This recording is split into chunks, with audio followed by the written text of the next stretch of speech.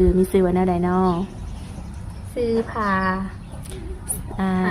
อายุสาวเขา21แล้วน้องพาอายุสีขาว21แล้วเคยมีครอบครัวบ่บ่เคยเนาะแม่ที่ผ่านมาก็เคยโอลมผู้บ่าวอยู่บ่ก็มีอยู่แต่บ่หลายโดยแต่เดี๋ยวนี้โสดเนาะปัจจุบันนี่ดีเด้อโดยสบายดีทางผู้สาวเนาะก็มาเป็นครั้งแรกจะขออนุญาตถามซื้อมีซื้อว่าแนวใดน้อซื้อพา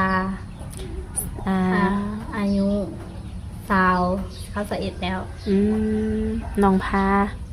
อายุสีขาว21แล้วเดือนได้ฮอด21นี่เดือน1นี่ใกล้สิฮอดแล้วอันนี้เนาะวันที่หยังก็วันที่8โอ้เดือน1วันที่8แม่นครบ21ปีเนาะโดยเคยมีครอบครัวบ่เคยเนาะที่ผ่านมาก็เคยโอลมผู้บ่าวอยู่บ่ก็มีอยู่แต่บ่หลายโดยแต่เดี๋ยวนี้โสดเนาะปัจจุบันนี่โสด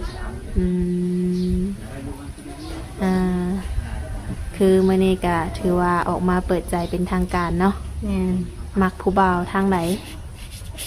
มีบ่ได้โสดกันลมเบิดบ่ได้จำกัดบ่ได้ระบุผู้บ่าวอยู่ทางไหนโสดนี่ถือว่าลมได้เนาะลมได้เลยเรื่องอายุเพิ่นเลยจ้ะอายุก็บ่ได้จำกัดกันแต่บ่เอารุ่นน้องบ่เอารุ่นน้องบ่มักบ่รุ่นน้องนี่เคยลมบ่รุ่นน้องนี่บ่เคยแต่มันบ่มักแบบขอเป็นรุ่นอ้ายเนาะแม่นรุ่นอ้ายหา60แบบนี้ได้อยู่บ่ก็ได้อยู่เอาเฮ็ดดูเฮ็ดผัวได้บ่อายุส่ำนี้ก็ได้คือกันถ้าเลี้ยงกุ้งก็ได้โดยเบิ่งความเป็นจริงเนาะว่าเพิ่นนี่สามารถเบิ่งแยงเฮาได้บ่เนาะโดยคือทางน้องพาเนาะปัจจุบันนี้ก็อายุ20สิเข้า21เนาะแล้วออกมาเปิดใจแบบนี้นะคือพร้อมสร้างครอบครัวเลยบ่ก็พร้อมเลยเนาะพร้อมด้วยต้องโอลมหล่นบ่ก็เบิ่งกันไปก่อนก็แบบลมกันนะลมกันไปก่อนก็เบิ่งกันประมาณจักเดือนคิดว่าเป็นปีก็ได้บ่หรือว่าเป็นเดือนก็ประมาณ5-6 เดือนโดยแบบนี้อันนี้คือระยะเวลาที่ว่าโอลมกันเนาะ5-6 เดือนหรือว่า5 ปีเนาะเป็นปีอะไรแล้วแต่แบบแล้วแต่ถ้าคิดว่ามั่นใจก็ถือว่าพร้อมสละโสดบ่โอเคแม่โอเคโดยคือทางน้องนี่แบบมักผู้บ่าวแบบใดซะน้องล่ะมักผู้บ่าวแบบใดสเปคนี่มีอยู่บ่สเปคตายตัวนี่ก็บ่ค่อยมีสเปคแต่แบบอารมณ์กันได้ก็เข้าใจกันก็โอเคก็บ่มีสเปคโดยเบิ่งแล้วหลักๆนี่คือมีแต่ว่าเน้นความเข้าใจแม่นบ่เน้นความเข้าใจแล้วก็ลมกันได้โดยมักอยู่ว่าผู้บ่าวแบบว่ากินเหล้ากินเบียร์สูบยาแบบนี้กินเหล้ากินแบบกินเบียร์อย่างก็ได้ก็แบบสูบยาก็แบบก็พอได้อยู่แต่แบบก็แบบบ่หลายมันแบบสูบบ่ดุปานใดเราก็แบบคิดยากบ่มักแม่นบ่กินเบียร์อย่างก็กินเบียร์ก็ชุ่มน้ำลายก็บ่ได้นะแบบกินเบียร์แบบมีงานมีหยังบ่แบบสร้างสรรค์กันนะแบบโดนนั่นน่ะโดยแบบนี้ถือว่าได้เนาะถ้ากินทุกมื้อนี่คือบ่ผ่านก็บ่ได้กินมื้อละก็บ่ได้โดยคือว่าผู้จะผู้งามก็คือว่าเป็นโสดได้ผู้บ่าวแถวบ้านนี่บ่มีบ่นี่บ่มีแบบไปข้างนอกไปหยังไม่ได้ผู้บ่าวบ่ได้แซวบ่เนาะบ่ได้ก็บ่ได้ไปสลายก็บ่ได้ไปลิ้นแบบเวียกก็มือพักก็พักโคตรนะบ่เอาน้องเฮ็ดเวียกหยังนี่เฮ็ดเวียกอยู่นิคอนนี่นิคอนลาวโอ้เฮ็ดอยู่หาดหล่นแล้วก็ ประมาณสิเข้า3-4 เดือนแหละ อืมเลยเป็นได้อยู่หันดีบ่เนาะ ก็ได้อยู่โอเคอยู่ อืม โอเคอยู่ดีกว่าบ่มีเฮ็ด พอได้ใส่ได้จ่ายแม่นบ่ แม่นพอได้ใส่อะไรแบบรายจ่ายแบบชั่วโมง อืมคือผักเฉพาะวันอาทิตย์แม่นบ่ แม่นพักบ่แม่นแต่มีงานหรือว่าวันสิ้นใหญ่หยังจะก็จะพักให้นะ อืมโอ้ดีเนาะอยู่โรงงานเพิ่นกันเนาะ เดือน12นี่พักประมาณ9 มื้อ โอ้ เดือน12หาเดือนหนึงหั่น ลนเนาะน้องละโอ้สิไปเที่ยวทางไหนบัดนี้ ไปเมื่อบ้าน โอ้เอาอันนี้บ่แม่นบ้านเกิดน้องบ่ เพราะอันนี้อยู่อันบ้านอายเขาอยู่ขมวน โอ้ผู้สาวขมวนป้ามาอยู่ไกลได้นี่นะอันนี้คือบ้านอ้ายแม่นบ่แล้วมาเฮ็ดเวียกอยู่พี่ เงินเมียอ้ายแม่น อืม เอาเมียอยู่ที่ โดยถ้าว่าพักเวียก9 มื้อนี่สิกลับบ้าน แม่นสิเมื่อยามบ้าน โอ้โดยคือแบบว่าน้องเนี่ยมาเฮ็ดเวียกอยู่พี่นี้ได้3-4 เดือนแล้วเนาะ แม่น โอ้คือได้ก็พอได้ใส่ได้จ่าย แม่นไปใส่ใจเสมอเลย แต่แบบน้องเคยไปเฮ็ดเวียกอยู่ไทยอยู่บ่ บ่ บ่เคยเนาะ เนี่ย อยากไปอยู่บ่น้องละ ก็คิดอยู่แต่คิดไปคิดมาก็แบบแม่พ่อแม่ยังบ่ให้ไปแบบ ถ้ามันเกิดอุบัติเหตุยังมันยากอันนั้น เหมือนคือในข่าวเนาะเวลาไปต่อบัตรต่อเบอร์เนาะ สุดท้ายก็แบบเขาไปโตอบัตรนั่นแหละ แต่เพิ่นก็บ่อยากให้ไป ถ้าอยากไปก็จะไปได้ โดย แต่ในใจเพิ่นก็แบบบ่อยากให้ไปหั่นน่ะไกลบ้านโพด อาจจะกินหอดดุเนาะ แต่ทั้งน้องนี่นะครอบครัวนี่นะมีกันจักคนซะน้องละ มีกัน5 คน โดย มีอาย2 คนแล้วก็ค่อยมีฝาแฝดอยู่ โอ้ แต่เอื้อยนะเอาผัวแล้ว โอ้ ประกันน้องหลาน้องไซลาอยู่เวียง โดย แบบฐานะครอบครัวเป็นอะไรซะน้องละ เวลาครอบครัวก็ยังก็ไม่ได้มีบันไดก็แบบก็พอใช้จ่ายแบบพออยู่พอกินอะไรแบบ อยู่ในบ้านนอกนะ โดย แม่น เฮ็ดไร่เฮ็ดนาอยู่บ่ แม่นเฮ็ดให้เฮ็ดนาเฮ็ดสวนแบบ พอแบบอันบ่มีภาระหลายบ่ได้ซื้อหลายแบบปลูกผักปลูกพังอะไรทำไม โดย พอบ่ได้ซื้อเพิ่นแม่นบ่ ก็บ่ได้ซื้อก็แบบเฮ็ดของกินพอยังซื้อซีนบ่อะไร โดย แบบพ่อแม่ก็อายุจักปีแล้วซะน้อง พ่อแม่ก็50ปลายแล้ว อายุเป็นกระไดเติบแล้วเนาะ แม่น คือสิอยากได้ลูกเคยแล้วล่ะ โดย คือสิได้ก็ยังคุยกับน้องลานยังไม่ได้เอา ยัง2 คนเนาะ แต่มีบางครั้งเราก็อยากให้เอาอยู่เลย บอก นี่ พอดีเลยจ้ะ ให้เอาแล้วบอกว่า อยากได้ลูกเคยเนาะอยากมีคนมาดูแลลูกสาวและ คือ เบิ่งกันไปนั่นแหละ ก็คือน้องว่าแหละเนาะเบิ่งกันไปก่อนแม่นบ่ แม่ก็เอาความเข้าใจบางคน แม่นแหละน้องละหลักๆแล้วก็คือต้องร่วมกันก่อนเนาะก่อนสิเอามาเฮ็ดลูกเฮ็ดผัวเนาะ แม่ โดย บัดนี้เรื่องนิสัยใจคอผู้บ่าวนี้น้องมักแบบใดซะน้องละ นิสัยใจคอก็มักแบบลมกันง่ายแล้วแบบเป่ากันง่ายแบบบ่มักแบบว่าใส่อารมณ์แต่เสียงอย่างแบบต้องใส่อารมณ์แบบค่อยลมกันหั่น โดย อารมณ์ร้อนนี่บ่มักบ่ ได้ เข้ากันบ่ได้ โดย ถ้าเป็นผู้บ่าวอารมณ์ร้อนนี่ผ่าน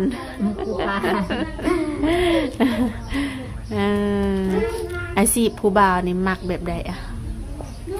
ก็ได้เบิดได้แบบใดก็ได้ โดย แม่นบ่จำกัด เว้าง่ายๆก็ขอแค่ว่าเพิ่นนี่สามารถเลี้ยงดูเฮาได้เนาะ แม่น โอ้ สามารถเลี้ยงดูเราได้แล้วก็ลมกันก็เข้าใจนะ โดยถ้าว่าน้องมีสามีนี่ก็ไปอยู่น้ำสามีได้บ่ซะ ก็ ไปมาหากันได้ก็ได้ โดย ไปมาหาสู่กันได้เนาะแบบไปอยู่น้ำเพิ่นเลยได้บ่นี่ ถ้าไกลหลายกับแบบปัญญาอะไรแบบก็แบบอยู่ไทยบ่อย่างนี้ก็ได้ อืมโดยถ้าอยู่ไทยนี่ได้อยู่เนาะ ได้อยู่ โอ้โดย คือแบบว่าส่วนใหญ่เนาะ FC เอื้อยในการสิมีแต่รุ่นใหญ่ได้น้องหลาย40 50 60แบบนี้นะน้องสิโอเคอยู่บ่ ก็โอเคก็ได้เลย ได้ สิบ่ติว่าเพิ่นเฒ่าเกินไปบ่เนาะ เพิ่นสามารถเลี้ยงดูเขาได้ก็โอเค อืมโดย อันนี้ก็คือแบบว่าเรื่องอายุของเพิ่นนี่ถือว่าบ่สำคัญเนาะ แม่น เบิ่งแยงน้องได้นี่ก็ถือว่าน้องก็โอเค แม่น เรื่องหน้าตาเพิ่นได้สะบัดนี่ หน้าตาเพิ่นก็บ่ นั่นแหละ ธรรมดาบ่ ก็ธรรมดาธรรมดา ธรรมดาคนเฮาเนาะ แม่น พอเขาวัดเขาว่าได้แม่นเนาะ แม่น คือน้องนี่ก็เป็นผู้เจ้าผู้งามมาสมมติว่า FC อยากมาหาได้ซะน้องหล่ะให้มาบ่นี่ ไปซีมาหาอ่ะคันสมมุติว่ามีเวลาก็ได้ยันแต่บ่มีเวลานะเพราะว่าน้องเฮ็ดเวียกมีแต่เวลาวันอาทิตย์เท่านั้น เฉพาะวันอาทิตย์เนาะ แม่น โอ้ถามว่าในกรณีที่ว่าอยากมานี่ต้องมาวันอาทิตย์ แม่น หรือว่าต้องนัดล่วงหน้าก่อนนั่นบ่ แม่นต้องนัดล่วงหน้าก่อน อืม เพราะบางทีก็วันอาทิตย์ก็แบบก็อยู่เลยก็แบบไปนั่นไปนี่นะ โดยเดือนหนึงน้องเฮ็ดเวียกนี้ได้จักล้านน้องละโรงงานนี่ เขาอันนั้นเป็นวิกเลย โอ้เงินออกเป็นวิก เนี่ยวิกหนึ่งก็1,400,000 1,500,000ถ้าอยู่โอก็ประมาณ1,700,000วิกหนึง อืมประมาณนี้เนาะ เนี่ย โอ้แล้วแบบคือน้องในหาเงินใส่เองแม่นบ่ หาเงินใส่เมื่อที่ก็โอนให้แม่ได้โอนให้แม่ โอ้ นะบางเดือนก็โอนบางเดือนก็ไม่ได้โอน กุ้มอยู่บ่น้องหล่ะสปอร์ตตัวน้องเองนี่ ก็ได้อยู่ตอนนี้ก็ได้ ได้อยู่เนาะ แมนมันออกเป็นวิกเด็ก เออ กุ้มแต่ละมือ โดยก็ยังดีแต่ว่าเฮาบ่ได้ขอพ่อขอแม่เนาะ แมนก็ยังมีแต่แบบเอาหาเอาเองอะนะ โดยคือก่อนสิมาเปิดใจนี่คิดหล่นบ่นี่ ก็คิดอยู่เลยคิดมาเป็นทิศแล้วลงวันที่นา โดยเพื่อสิตัดสินใจได้ เพื่อสิตัดสินใจได้ โดยคือก่อนสิมาเปิดใจนี่เนาะแบบคือทางน้องนี่คิดไว้บ่ว่า อยากได้ผู้ชายแบบนี้เป็นคนแบบดูแลหรือว่าเป็นคนเทคแคร์อย่างแบบคิดไว้อยู่บ่ ส่วนตัวสิบริคิดหยังเพราะว่า อันเฮาลงกันได้แล้วก็เข้าใจกันก็แบบถือว่าโอเคแบบนิสัยเข้ากันได้นะ โดย เนี่ย โอ้ก็ถือว่าลักๆแล้วมีแต่ว่าความโอรมกันเนาะเข้าใจกันก็ถือว่าบ่มีปัญหาหยังโอ้พอห่างพอหมายได้สนองละลมได้บ่ วางประมาณก็ได้เลย ได้เนาะ แม่ ลูก2ลูก3ก็ได้บ่ ก็ได้อยู่เขาแบบเขาเบิ่งได้ก็ได้แหละ ขึ้นอยู่กับความสามารถของเพิ่นเนาะ แม่น ว่าสีแนวใดคือบางทีว่าลูกเพิ่นนี่สิเห็นดีนำบ่เนาะ แม่น อืม ต้องเข้าใจแบบเขาก็มีลูกอะนะ โดยแต่คือทางน้องนี่ก็บ่ได้ติบ่ได้รังเกียจหยังเพิ่นเนาะ ก็บ่ได้ติ ก็ได้ โดยทุกคนคือทางน้องออกมาเปิดใจมื้อนี้มื้อแรกเนาะแล้วมีทางติดต่อให้ผู้บ่าวอยู่บ่นี่นะมีหยังแน่ในโทรศัพท์นี่ กาลินเฟซลินแอป ไลน์ได้มีบ่เนาะ หลายโนเบอร์ลิน โอ้เคยตั้งอยู่บ่ไลน์นี่ ไปตั้งอยู่แต่เดี๋ยวนี้ลบแล้ว โอ้ลบแล้วไปตั้งแบบอยู่ ถ้าว่าไปตั้งใหม่นี้ได้บ่นี่ ก็ได้ ได้อยู่เนาะ ได้ เพราะว่า FC เอื้อยส่วนใหญ่สิดินแต่ทาง ไลน์ว่ะ แม่นทางเฟซนี่บ่ค่อยมี ไลน์ก็ได้ ได้เนาะ ได้ มีแต่ว่าน้องไปเวียกมื้ออื่นนี่พอสิมีเวลาตั้งหรือบ่ ได้ ได้เนาะ สิตามหลาย และน้องนี่ไปเวียกวันจันทร์ฮอดวันเสาร์เนาะ แม่นวันจันทร์ฮอดวันเสาร์ แล้ว วันจันทร์ฮอดวันจันทร์เนี่ยก็สิมีอู่เลิกก็ประมาณ